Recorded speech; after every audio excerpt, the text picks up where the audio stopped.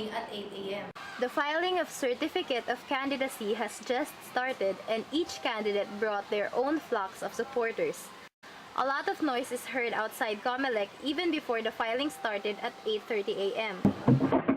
There are no provisions in the Omnibus Election Code preventing them from having their supporters with them when they file their certificates of candidacy.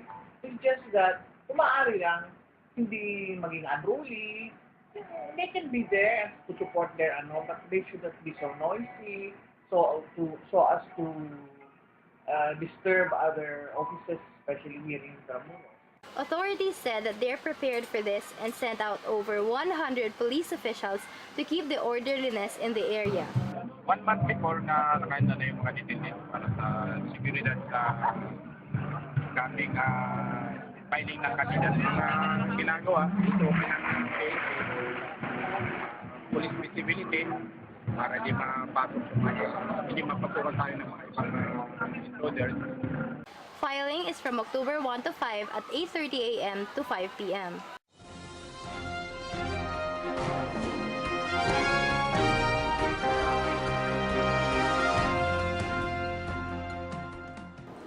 MMDA prepared a clearing operation in Baclaran this morning to stop traffic inconvenience along the area.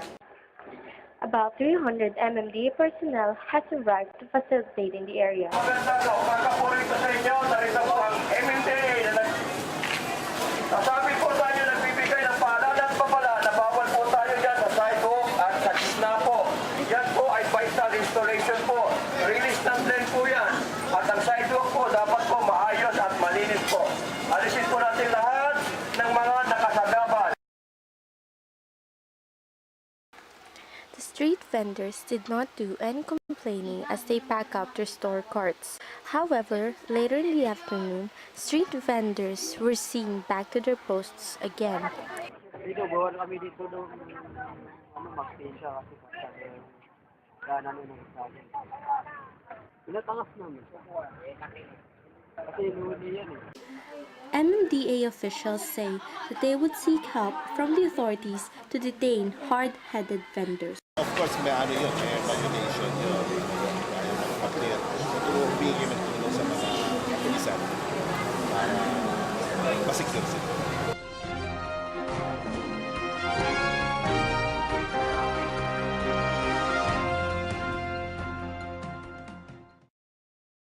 Various anti-EPL organizations has sprouted all over social networking sites in support of the anti-EPL bill.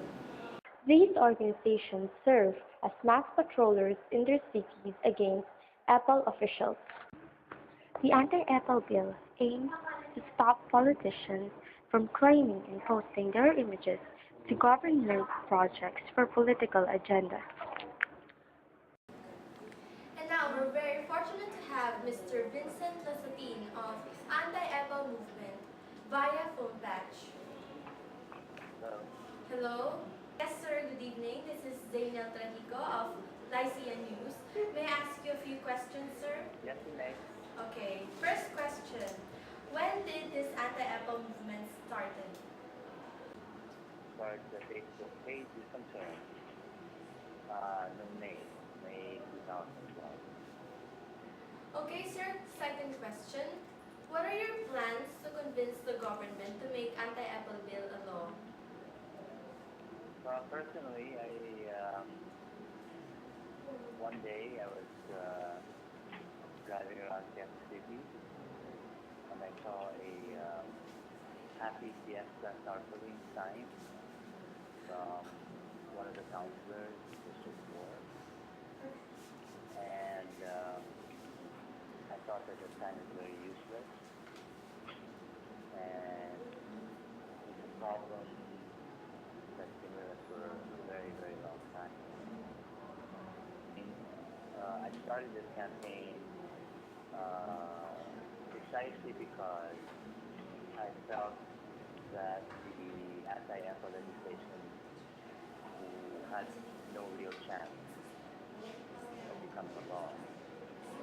Because the legislators that are supposed to make our laws are the very same ones who benefit from EPL behavior. I thought that if the people are the ones who say it's not good or who don't want it, then that puts pressure on the politicians to stop it. Okay, sir, so this will be our last question. What are the cities do you think have the worst cases of Apple officials? Well, I don't have a scientific answer to that, but just based on what we see on the Facebook page, a city like Paranaque seems to have a lot of problems with Apple among the politicians. Caloocan also same thing. These are some of the cities that come to mind. Again, hindi naman siya scientific review. It's just based on what we see on Facebook. Okay, thank you, sir, for your time. Again, that was Mr. Vincent Castilin of Anti-Apple Movement.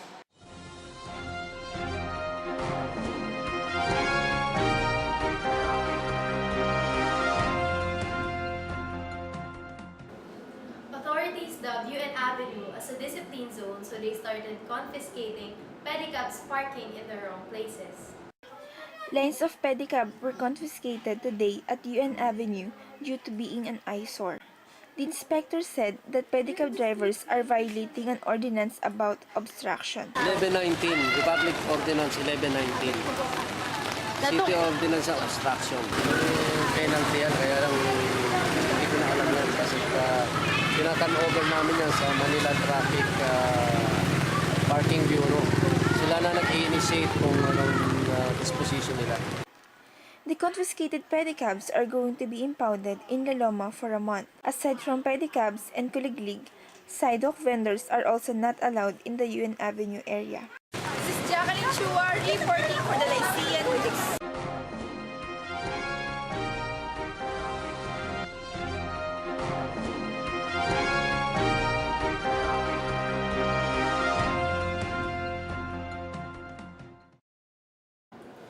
MMDA upped the penalty of anti-jaywalking violators.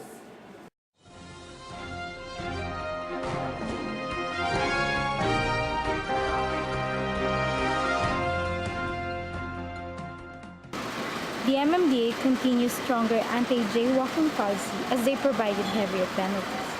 Officials said that they were just doing this for everyone's safety. Ang jaywalking ay pinagbabawal sapagkat may tayong bakit yan, Diba? Delikado nga ito eh. Marami nang buwis ng buhay dahil dyan sa jaywalking na yan o sa pagpapalagay doon sa bawal. So, kaya ito'y pinagbabawal, kaya ito'y bawal. But in some areas, it seems like the officers don't know about the policy yet or are just not doing their jobs. Officers are even helping the policy violators when crossing the no jaywalking zone. Sa officers na hindi nahuhuli. Well, doon sa MMDA or sino mang officers na naka-assign doon sa ganong gawain at hindi niya ginagawa yung kanyang tungkulin, siyempre meron din kaparusahan yun. Yung tawag natin yun is administrative case siya na pwede siyang sampahan ng administrative case yung hindi niya pagtupad o pagganap doon sa kanyang tungkulin. So makakasagot niya siyempre doon sa batay doon sa magiging kalalabasan naman doon sa investigasyon ng legal natin about legal matters naman. This is Rizal May Savio reporting for the Lycean News.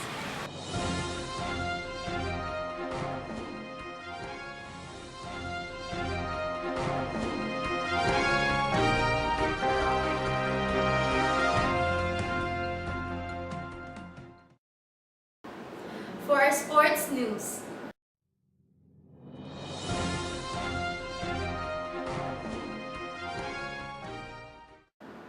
San Sebastian Stags got its rightful place in the NCAA Final Four. The San Sebastian Stags are now sure of their spot in the Final Four in the 88th season of NCAA as they have defeated the Perpetual Help Altas with a final score of 82-60.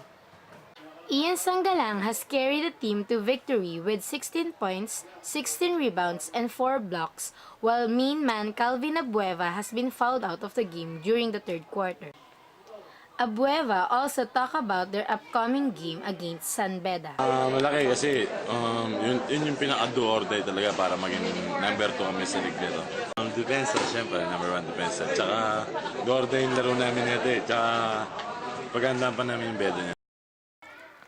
Meanwhile, Letran, Perpetual, and Jose Rizal University are still fighting for their spot in the Final Four, as JRU is slowly losing their chances since they lost to Emilio Aguinaldo College also today. For Perpetual helps Jet Vidal and Letran's Marcus, it's just a matter of Isip namin na or-try na to, tapos ito bilang last season namin, kailangan yung best namin.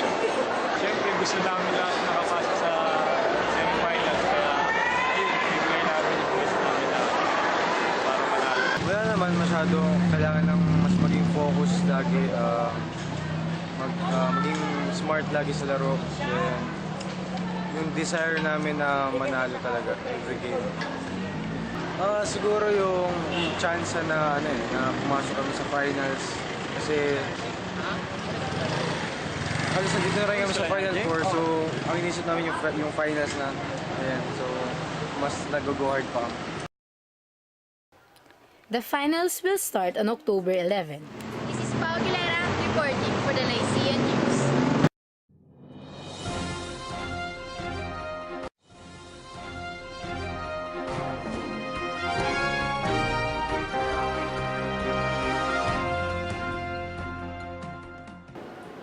For our entertainment news,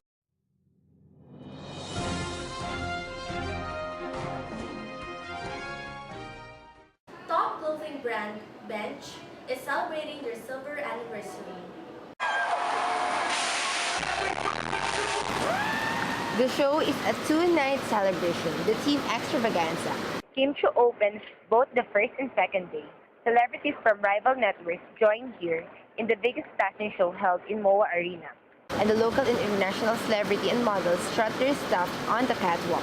Michael Cinco provided the extravagant costume worn by models and America's Next Top Model finalists like Alison Harvard and Sophie Sumner. During the first day, Congressman Manny and Jinky Pacquiao, together with Richard Gomez, helped the Bench owner to close the party. On the second day, it was only Ben Chan who closed the celebration. Live here at Malabesha Arena, this is Rana Grace Grava reporting for the Lycean News.